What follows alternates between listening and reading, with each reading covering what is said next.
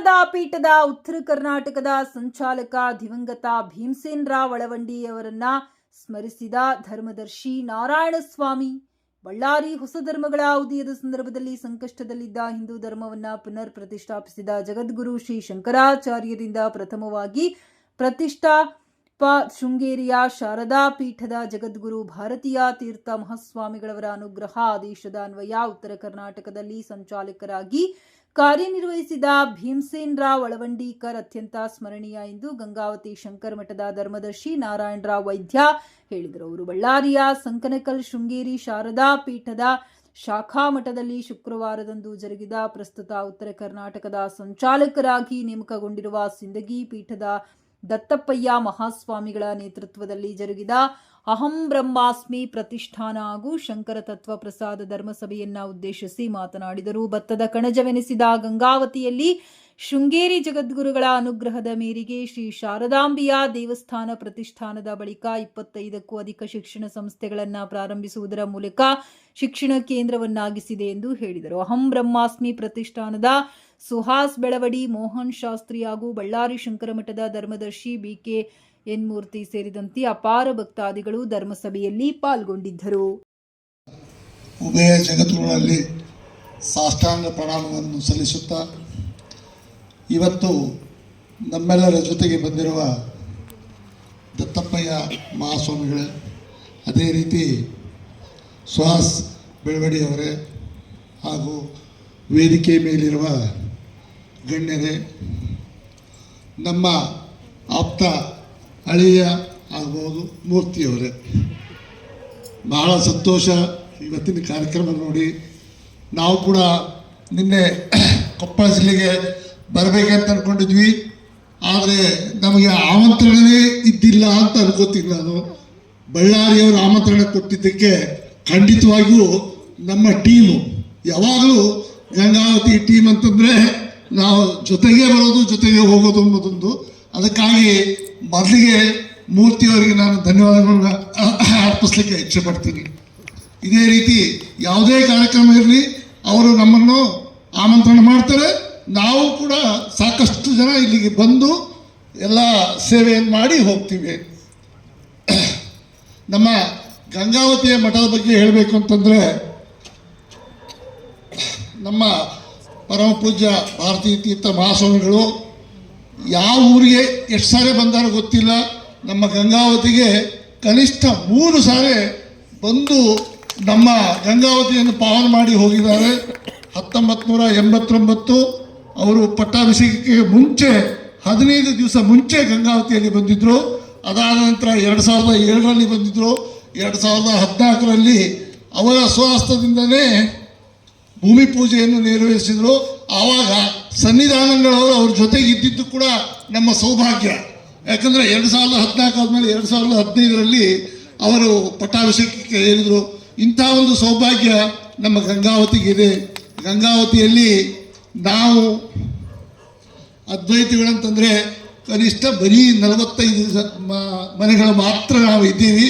ಆದರೂ ಕೂಡ ನಮ್ಮ ಸಂಘಟನೆ ಮಾತ್ರ ಸಾವಿರಾರು ಜನಕ್ಕೆ ನಾವು ಎಲ್ಲರ ಜೊತೆಗೆ ಹೊಂದ್ಕೊಂಡು HRD ಕಾನ್ಸೆಪ್ಟ್ ಅಂತ ಏನು ಅನ್ಕೋತೀವಿ, ನಾನು ಒಬ್ಬನಾಗಿ ಅಲ್ಲಿ ಬಂದು ನಿಂತರೆ ನಾವು 100 ಜನ ಆಗ್ತೀವಿ ಎಂಬ ಒಂದು ಕಾನ್ಸೆಪ್ಟ್ ಗುರುಗಳು, ಪರಮ ಪೂಜ್ಯ ಗುರುಗಳು ನಮಗೆ ಹೇಳಿದ್ದನ್ನು ನಾವು ಚಾಚು ತಪ್ಪದೆ ಪಾಲಿಸ್ತಾ ಬಂದಿದ್ದೇವೆ. ಗುರುಗಳ ಆಜ್ಞೆ 20 ಅತ್ಯುತ್ತಮ ಕಾಲೇಜುಗಳು ನಮ್ಮ ಗಂಗಾವತಿಯಲ್ಲಿ ಬಂದಿದೆ. ಇದೆಲ್ಲ ಸಾಧ್ಯ ಅಂತಂದರೆ ಶೃಂಗೇರಿಯ ಮಠದ ಪ್ರಭಾವವೇ ಸಾಧ್ಯ ಅಂತಂದು ಅನ್ನಲಿಕ್ಕೆ ನಮಗೆ ಬಹಳ ಸಂತೋಷ ಅನ್ನಿಸ್ತದೆ. ಅದಕ್ಕೆಲ್ಲ ಮೂಲ ಕಾರಣೀಕರ್ತರು ಅಂತಂದರೆ ನಮ್ಮ ಪರಮ ಪೂಜ್ಯ ಸ್ವಾಮಿಗಳಿಗಿಂತ ಮುಂಚೆ ನಮ್ಮೆಲ್ಲರ ಹಿರಿಯ ಅಣ್ಣ ಭೀಮಸೇನ್ ರಾವ್ ಅಳವಂಡೀಕರ್ ಇದ್ದರು.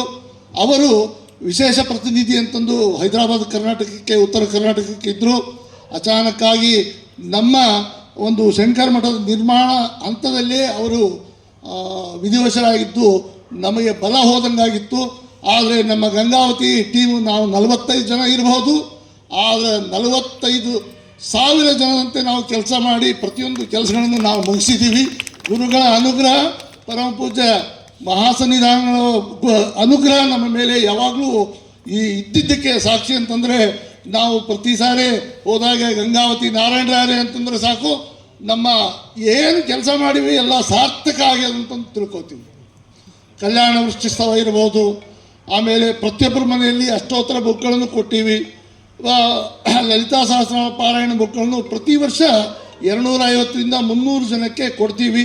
ಇನ್ನೂ ವಿಶೇಷ ಅಂದರೆ ಗಂಗಾವತಿ ಒಬ್ಬ ನಮ್ಮ ಸಹೋದರಿ ಲಂಡನ್ನಲ್ಲಿ ಇದ್ದಾಳೆ, ಸ್ವಾಮಿ ಅಂದರೆ ಲಿಂಗಾಯತ ಸ್ವಾಮಿಗಳವರು. ಅವರು ಬಂದು ಅಣ್ಣವರೇ ಇಷ್ಟೆಲ್ಲ ಚೆನ್ನಾಗಿ ಮಾಡ್ತೀರಿ, ನಾವು ಕೂಡ ಆನ್ಲೈನಲ್ಲಿ ಲಂಡನ್ನಲ್ಲಿ ಸುಮಾರು 50 ಮಂದಿ ಡಾಕ್ಟರ್ಸು ಲಲಿತಾ ಸಹಸ್ರನಾಮ ಪಾರಾಯಣ ಮಾಡಬೇಕಂತ ಮಾಡೀವಿ. ಬುಕ್ಗಳು ಬೇಕಂದಾಗ ಮರುದಿವಸನೇ ಬುಕ್ಕು ತರಿಸಿ ಅವ್ರಿಗೆ ಕೊಟ್ಟು ಕಳಿಸಿದ್ವಿ.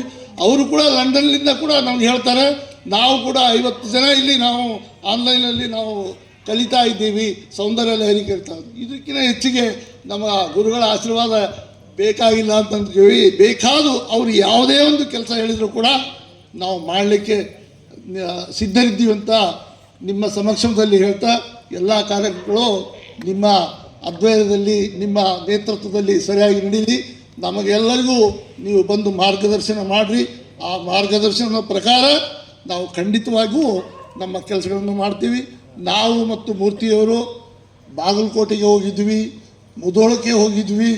ಅಲ್ಲಿ ಏನೇನು ಕೆಲಸ ನಡೆದಂತಂದು ಹೇಳಿ ಇಬ್ಬರೂ ನೋಡ್ಕೊಂಡು ಬಂದು ಯಾವ ರೀತಿ ನಡಿಬೇಕಂತ ಹೇಳಿದ್ದಕ್ಕೂ ನಮಗೆ ಇದು ಆಗಿದೆ. ಅವರು ಕೂಡ ನಮಗೆ ಯಾವುದೇ ಕೆಲಸಕ್ಕೂ ಕೇಳ್ತಿದ್ದಾಗ ನಮ್ಮ ಮೂರ್ತಿ ಕೂಡ ನಮ್ಮ ಜೊತೆಗೆ ಬಂದು ಎಲ್ಲ ಕೆಲಸದಲ್ಲಿ ಸಹಾಯ ಮಾಡಿದ್ದಾರೆ. ನಿಜವಾಗ್ಲೂ ಮೂರ್ತಿ ಅಂತಂದರೆ ಅದು ದೊಡ್ಡ ಮೂರ್ತಿನೇ, ಅದು ನಾವೇನು ಹೇಳಲಿಕ್ಕೆ ಸಾಧ್ಯ ಇಲ್ಲ. ಅದು ಭಾಳ ಸಂತೋಷ. ಇದೇ ರೀತಿ ಒಂದು ಸೌಹಾರ್ದಿತ ನಮ್ಮ ಉತ್ತರ ಕರ್ನಾಟಕಕ್ಕೆ ಒಂದು ಭಾಗ್ಯದ ಬಾಗಿಲು ಆಗಲಿ ನಮ್ಮ ಬಳ್ಳಾರಿ ಎಂಬುದು ನಮ್ಮ ಇಚ್ಛೆ. ಅದರ ಜೊತೆಗೆ ನಾವೆಲ್ಲ ಇರ್ತೀವಿ ಎಂಬುದೊಂದು ನಮ್ಮ ನಂಬಿಕೆ. ಅದು ಒಂದು ನಂಬಿಕೆಯನ್ನು ಬಳ್ಳಾರಿ ಇರ್ಬೋದು, ಕೊಪ್ಪಳ ಇರ್ಬೋದು, ಬಳ್ಳಾರಿಯಿಂದ ಬಂತು ಅಂತಂದರೆ ಎಲ್ಲ ಒಂದು ಒಳ್ಳೆಯದಾಗ್ತದೆಂಬ ಭರವಸೆ ನಮಗಿದೆ. ಈ ಒಂದು 2 ಸಣ್ಣ ಮಾತುಗಳ ಮತ್ತು ಒಟ್ಟಿಗೆ ನನ್ನ ಮಾತುಗಳಿಗೆ ವಿರಾಮ ಕೊಡ್ತೀವಿ. ಮತ್ತೊಂದು ಸಾರಿ ಎಲ್ಲರಿಗೂ ನಮಸ್ಕಾರವನ್ನು ಸಲ್ಲಿಸಿ ನನ್ನ ಮಾತುಗಳಿಗೆ ವಿರಾಮ ಕೊಡ್ತೀವಿ. ಅಂತೆ ನಾವು ನಡೆಸ್ತೀವಿ. ಪ್ರತಿ ಸಾರಿ ವಾರ್ಷಿಕೋತ್ಸವ ಇರ್ಬೋದು, ಪರಮ ಪೂಜ್ಯ ಗುರುಗಳ ವರ್ಧಂತಿ ಮಹೋತ್ಸವ ಇರ್ಬೋದು, ಶಂಕರ ಜಯಂತಿ ಕಾರ್ಯಕ್ರಮ ಇರ್ಬೋದು, ಇನ್ನೂ ಅನೇಕ ದತ್ತ ಜಯಂತಿ ಕಾರ್ಯಕ್ರಮ ಇರ್ಬೋದು, ಗುರುದ್ವಾದಶಿ ಕಾರ್ಯಕ್ರಮ ಇರ್ಬೋದು.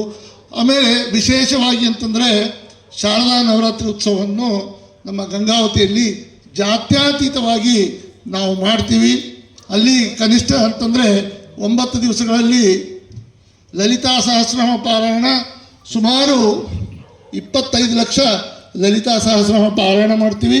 ಅದಾದ ನಂತರ ಪ್ರತಿ ವರ್ಷ ಕುಂಕುಮಾರ್ಚನೆಯನ್ನು ಕೂಡ ಮಾಡ್ತೀವಿ. ಸತತವಾಗಿ 400 ಜನ ನಮ್ಮ ಮಾತೆಯರು ಸಹೋದರಿಯರು ಕೂಡ ಇದರಲ್ಲಿ ಜಾತ್ಯತೀತವಾಗಿ ಪಾಲ್ಗೊಂಡು 9 ದಿವಸ ಕೂಡ ನಮ್ಮ ಜೊತೆಗೆ ಇರ್ತಾರೆಂಬುದೇ ನಮ್ಮ ಸೌಭಾಗ್ಯ. ಗಂಗಾವತಿಯಲ್ಲಿ ಇನ್ನೊಂದು ವಿಶೇಷ ಹೇಳಬೇಕಂತಂದರೆ, ಗಂಗಾವತಿಯಲ್ಲಿ ನಮ್ಮ ಜನ ಕಡಿಮೆ ಇದ್ದರೂ ಕೂಡ ಲಿಂಗಾಯತ ಜನ ಇತರೆ ಜನ ಕೂಡ ನಮ್ಮ ಒಟ್ಟಿಗೆ ಇದ್ದು ಎಲ್ಲ ಕೆಲಸ ಕಾರ್ಯಗಳನ್ನು ಮಾಡ್ತಾರೆ. ಅವರಿಗೆ ಒಂದು ಆಶೀರ್ವಾದ ಮಾಡಿದ್ದು, ಉತ್ತೇಜನ ಕೊಟ್ಟಿದ್ದು ಮತ್ತಾರೂ ಅಲ್ಲ, ನಮ್ಮ ಶಾಂತಕ್ಕ ಅವರು ಅಂತ ಹೇಳಲಿಕ್ಕೆ ನಮಗೆ ಭಾಳ ಸಂತೋಷ ಆಗ್ತದೆ. ನಮ್ಮ ಚನ್ನಬಸವ ಸ್ವಾಮಿ ಮಠದಲ್ಲಿ ಇವರು ಪ್ರತಿ ವಾರ ಬಂದು ಲಲಿತಾ ಸಹಸ್ರನಾಮ ಪಾರಾಯಣ, ಸೌಂದರ್ಯ ಲಹರಿ ಪಾರಾಯಣ ಇವನ್ನೆಲ್ಲ ಹೇಳಿಕೊಟ್ಟು ಹೋಗಿದ್ದು ಕೂಡ ನಮಗೆ ನೆನಪಿದೆ.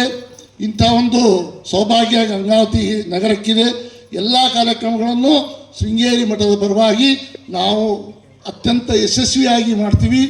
ಆಮೇಲೆ ಯಶಸ್ವಿ ಭವ ಅಂತ ಒಂದು ಕಾರ್ಯಕ್ರಮ ಕೂಡ ನಾವು CET ಎಕ್ಸಾಮ್ಗಿಂತ ಮುಂಚೆ ಎಲ್ಲ ಮಕ್ಕಳಿಗೆ ಕರೆಸಿ ಒಂದು ಪ್ರೇರಣೆ ಕೊಟ್ಟು ಶಾರದಾಂಬೆ ಪೂಜೆ ಮಾಡಿಸ್ತೀವಿ. ಅದೇ ರೀತಿ ಮೇ 31ಕ್ಕೆ ಅಕ್ಷರಾಭ್ಯಾಸ ಕೂಡ ಸುಮಾರು 5-6 ಸ್ಕೂಲ್ಗಳ ಮಕ್ಕಳು ಸುಮಾರು 2,000ರಿಂದ 2,500 ಮಕ್ಕಳು ಬಂದು ಪೂಜೆಯನ್ನು ಮಾಡಿಸ್ಕೊಂಡು ಹೋಗ್ತಾರೆ. ಎಲ್ಲಿ ಆಗಲಿಲ್ಲ ಅಂದರೂ ಕೂಡ ನಮ್ಮ ಒಂದು ಪ್ರಾಂಗಣ 5 ಸಲ ಪ್ರದಕ್ಷಿಣೆ ಮಾಡಿ ಎಲ್ಲರೂ ಚಾಕ್ಲೇಟ್ ಕೊಟ್ಟು ತೊಗೊಂಡು ಹೋಗೋ ವ್ಯವಸ್ಥೆ ನಾವು ಮಾಡಿದ್ದೀವಿ ಗಂಗಾವತಿಯಲ್ಲಿ.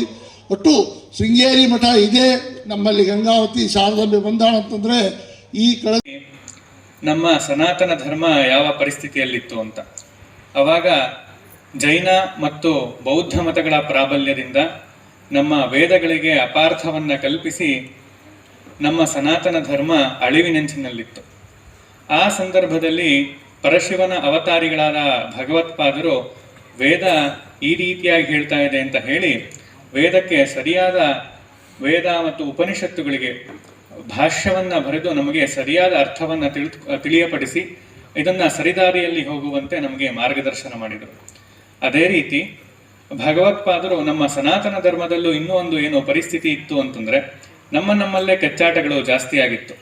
ನಾವು ಶೈವರು ಶಿವ ಹೆಚ್ಚು, ವೈಷ್ಣವರು ವಿಷ್ಣು ಹೆಚ್ಚು, ಶಾಕ್ತರು ಅಮ್ಮನವ್ರು ಹೆಚ್ಚು ಅಂತ ಹೀಗೆ ನಮ್ಮಲ್ಲೇ ಕಚ್ಚಾಡ್ಕೊಳ್ತಾ ಇದ್ವಿ. ಆದರೆ ಭಗವತ್ಪಾದರು ಪರಮಾತ್ಮ ಒಂದೇ, ಆದರೆ ವಿವಿಧ ರೂಪಗಳಲ್ಲಿ ನಮಗೆ ಅನುಗ್ರಹ ಮಾಡ್ತಾನೆ ಅಂತ ಹೇಳಿ ಪಂಚಾಯತನ ಪೂಜಾ ಪದ್ಧತಿಯನ್ನ ಅವರು ನಮಗೆ ಅನುಗ್ರಹ ಮಾಡಿ ಭಾರತದಾದ್ಯಂತ ಕಾಲ್ನಡಿಗೆಯಲ್ಲಿ ಸಂಚಾರ ಮಾಡಿ ಏಕಾತ್ಮ ಭಾವವನ್ನ ನಮಗೆ ಅವರು ತೋರಿಸ್ಕೊಟ್ರು. ನಾವು ಸಾಷ್ಟಾಂಗ ಪ್ರಣಾಮಗಳನ್ನ ಸಮರ್ಪಿಸುತ್ತಾ ಸದ್ಗುರು ಶ್ರೀ ದತ್ತಪ್ಪಯ್ಯ ಮಹಾಸ್ವಾಮಿಗಳವರ ಚರಣಾರವಿಂದಗಳಲ್ಲಿ ಪ್ರಣಾಮಗಳನ್ನು ಸಮರ್ಪಿಸುತ್ತಾ, ಈ ವೇದಿಕೆಯ ಮೇಲೆ ನೆರೆದಿರುವ ಎಲ್ಲ ಗಣ್ಯರೇ, ಬಳ್ಳಾರಿ ಉಭಯ ಶಂಕರ ಮಠಗಳ ಧರ್ಮಾಧಿಕಾರಿಗಳೇ ಮತ್ತು ಗಂಗಾವತಿ ಶಂಕರ ಮಠದ ಧರ್ಮಾಧಿಕಾರಿಗಳೇ, ಶಾಂಕರ ತತ್ವ ಪ್ರಸಾರ ಅಭಿಯಾನದ ಜಿಲ್ಲಾ ಸಂಚಾಲಕರೇ ಮತ್ತು ಎಲ್ಲ ತಾಲೂಕಿನ ಸಂಚಾಲಕರು ಮತ್ತು ಬಳ್ಳಾರಿಯ ಎಲ್ಲ ಆಸ್ತಿಕ ಭಕ್ತ ಮಹಾಜನರೇ, ಪ್ರಪ್ರಥಮವಾಗಿ ನಾವು 6:30-7 ಗಂಟೆಗೆ ಇಲ್ಲಿಗೆ ಬರಬೇಕಾಗಿತ್ತು. ಇನ್ನು ನಮ್ಮ ಸನಾತನ ಧರ್ಮ ಹೆಚ್ಚು ಧರ್ಮಾಚರಣೆ ಕಡೆ ನಾವು ಮನಸ್ಸು ಮಾಡಬೇಕು, ಧರ್ಮಾಚರಣೆ ಚೆನ್ನಾಗಾಗಬೇಕು ಅಂತ ಸದ್ಗುರು ದತ್ತಪ್ಪಯ್ಯನವ ಮಹಾಸ್ವಾಮಿಗಳವರನ್ನ ಶೃಂಗೇರಿ ಮಠದ ಉತ್ತರ ಕರ್ನಾಟಕದ ವಿಶೇಷ ಪ್ರತಿನಿಧಿಗಳು ಅಂತ ಅವರನ್ನ ನೇಮಕ ಮಾಡಿ ಆದೇಶ ಹೊರಡಿಸಿದ್ದಾರೆ. ಇನ್ನು ಮುಂದೆ ನಮ್ಮ ಎಲ್ಲ ಉತ್ತರ ಕರ್ನಾಟಕದ ಕಾರ್ಯಗಳು ದತ್ತಪ್ಪಯ್ಯ ಮಹಾಸ್ವಾಮಿಗಳವರ ನೇತೃತ್ವದಲ್ಲಿ ನಡೆಯಲಿದೆ. ಅದರಂತೆ ಶೃಂಗೇರಿ ಜಗದ್ಗುರುಗಳು ನಮ್ಮ ಎಲ್ಲಾ ಶಾಖಾ ಮಠಗಳಲ್ಲಿ ಯಾವ ರೀತಿ ಕಾರ್ಯಗಳು ನಡೀತಾ ಇದೆ, ಅಲ್ಲಿ ಏನು ಕುಂದು ಕೊರತೆಗಳಿದೆ, ಯಾವ್ಯಾವ ಕಾರ್ಯಕ್ಕೆ ನಮ್ಮ ಶೃಂಗೇರಿ ಮಠದ ಸಹಕಾರ ಬೇಕು ಅನ್ನುವಂಥ ರೀತಿಯಿಂದ ಒಂದು ಎಲ್ಲಾ ಕಡೆಗೂ ಒಂದು ಭೇಟಿ ನೀಡಿ ಅಲ್ಲಿ ಯಾವ ಸ್ಥಿತಿನಲ್ಲಿ ಯಾವ ತರ ಶಂಕರ ಮಠದಲ್ಲಿ ಆಗ್ತಾ ಇದೆ ಅನ್ನೋದನ್ನ ಕೇಳ್ಕೊಂಡು ಬರಕ್ಕೆ ನಮ್ಗೆ ಅಪ್ಪಣೆ ಮಾಡಿದ್ರು. ನಮ್ಮ ಬಳ್ಳಾರಿ ಶಂಕರ ಮಠದ ಧರ್ಮಾಧಿಕಾರಿಗಳು ಶ್ರೀಯುತ ಮೂರ್ತಿಯವರು ಅವರು ಎಷ್ಟು ಕ್ರಿಯಾಶೀಲರು ಅಂತಂದ್ರೆ ನಮ್ಮ ಸನ್ನಿಧಾನಗಳವರು ಈ ಒಂದು ಶಾಂಕರ ತತ್ವ ಎಲ್ಲ ಕಡೆ ಮುಟ್ಟಬೇಕು, ಇದರ ಒಂದು ಪ್ರಚಾರ ಆಗಬೇಕು ಅಂತಕ್ಕಂಥ ಒಂದು ಧ್ಯೇಯೋದ್ದೇಶಗಳನ್ನು ಇಟ್ಕೊಂಡು ಎಲ್ಲರಿಗೆ ಮಾರ್ಗದರ್ಶನ ಮಾಡ್ತಾ ಇದ್ದಾರೆ. ಇದಕ್ಕೆ ಸಂಬಂಧಪಟ್ಟಂತೆ ಸಿಂದಗಿಯ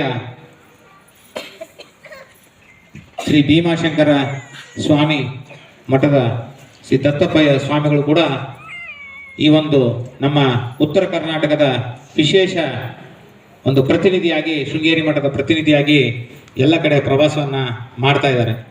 ಅವರ ಒಂದು ಮಾರ್ಗದರ್ಶನ, ಅವರ ಒಂದು ಶಕ್ತಿ ನಮ್ಮ ಬಳ್ಳಾರಿಗೂ ಸಿಗಲಿ, ನಾವು ಕೂಡ ಒಂದು ಶಾಂಕರ ತತ್ವ ಪ್ರಚಾರದಲ್ಲಿ ಭಾಗವಹಿಸಿ ಉಭಯ ಗುರುಗಳ ಕೃಪೆಗೆ ಪಾತ್ರರಾಗೋಣ ಅಂತ. ಹಾಗೆಯೇ ಮತ್ತೊಬ್ಬ ಶೃಂಗೇರಿಯಿಂದ ಬಂದಂಥ